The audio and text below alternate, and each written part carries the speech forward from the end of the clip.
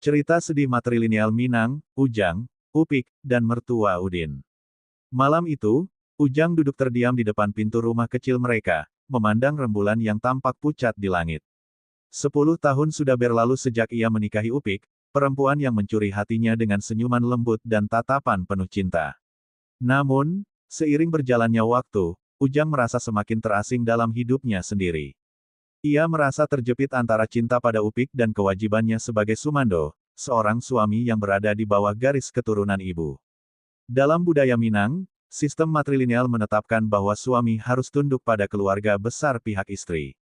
Ujang, meskipun sudah membangun rumah tangga bersama Upik, tak pernah benar-benar merasa diterima dalam keluarga besar istri. Sebagai Sumando, ia bukan hanya suami yang mencintai istrinya, tapi juga seorang lelaki yang selalu terasing, seolah-olah hidup dalam bayang-bayang keluarga Upik. Setiap langkahnya selalu merasa dibayangi oleh perasaan bahwa ia hanya sekadar tamu yang diizinkan tinggal di rumah istrinya. Sore itu, Upik duduk di sampingnya, menyadari bahwa ada yang mengganggu suaminya. Ia sudah lama merasakan ada jarak yang tak terucapkan di antara mereka, meski keduanya sudah menikah lebih dari 1 dekade.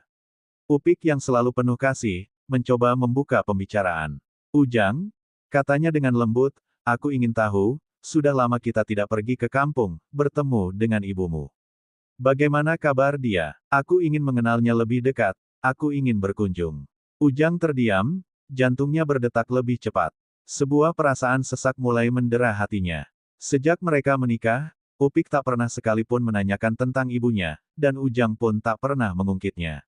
Ada ketakutan yang terpendam dalam dirinya, takut akan penolakan, takut bahwa Upik akan tahu bahwa dia merasa terjepit di antara dua dunia, dunia keluarga Upik yang penuh adat matrilineal dan dunia dirinya yang seakan tak pernah benar-benar diterima. Ujang menundukkan kepala, suaranya serak. Upik, aku tidak tahu bagaimana caranya. Ibuku, di kampung, aku takut. Aku takut kalau mereka tidak akan menerima kita. Aku merasa seperti tidak cukup untukmu, seperti tidak cukup diterima oleh keluargamu. Semua ini begitu sulit, Upik. Kita hidup dalam dua dunia yang berbeda. Upik terkejut, hatinya terasa tercabik mendengar suara putus asa itu. Ujang, aku tidak mengerti. Aku mencintaimu. Aku ingin sekali bisa membuatmu merasa bahwa kita satu, bahwa aku ada di sini untukmu. Kamu tidak perlu merasa terpisah. Keluargaku, aku yakin, akan menerima kamu kalau kamu bisa menunjukkan siapa dirimu yang sebenarnya. Kita harus melawan rasa takut itu bersama-sama. Namun, meskipun Upik berkata demikian, Ujang merasa semakin tenggelam dalam rasa kesepian.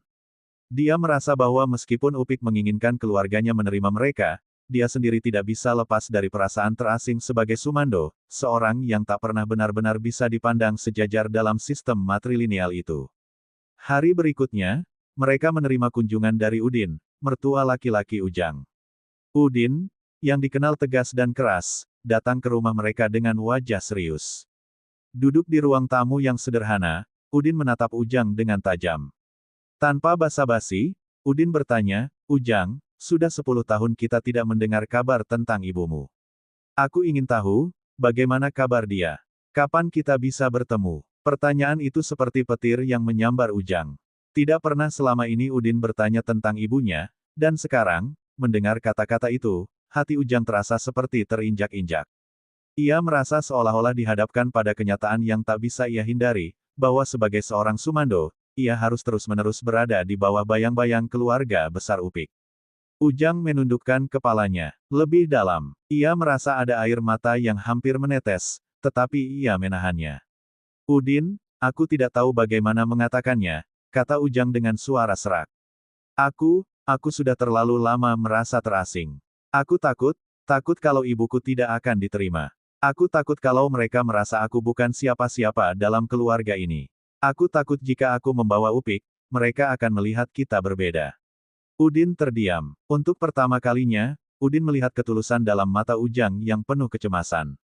Ia merasa ada sesuatu yang belum ia pahami tentang perasaan menantu laki-lakinya itu.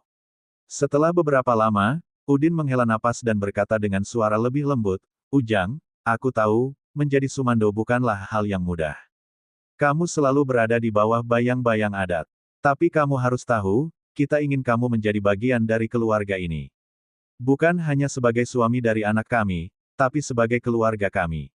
Ujang menatap Udin dengan perasaan campur aduk.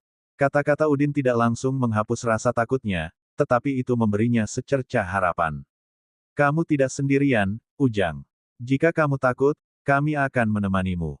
Keluarga kami akan menerima ibumu, dan kami akan menghadapi ini bersama-sama. Malam itu, Ujang kembali berbicara dengan Upik. Hatinya penuh dengan perasaan yang sulit dijelaskan. Upik, aku akan mengajakmu bertemu ibuku. Aku tahu aku harus melangkah, meskipun ini sulit. Aku takut, tapi aku tahu aku tidak bisa melawan ketakutanku selamanya. Upik memeluk Ujang erat, air mata mengalir di pipinya. Aku tahu ini tidak mudah, Ujang. Tapi aku akan selalu ada di sini untukmu. Kita akan lakukan ini bersama. Aku ingin ibumu tahu betapa aku mencintaimu, dan aku ingin kita bersama, sebagai keluarga. Dengan tekad yang baru, Ujang akhirnya memutuskan untuk membawa Upik ke kampung. Meskipun jalan mereka penuh ketegangan dan ketakutan, mereka tahu bahwa mereka bisa menghadapinya bersama, melawan ketakutan dan keraguan, dan akhirnya menggapai kebahagiaan bersama, meski dengan segala perbedaan yang ada.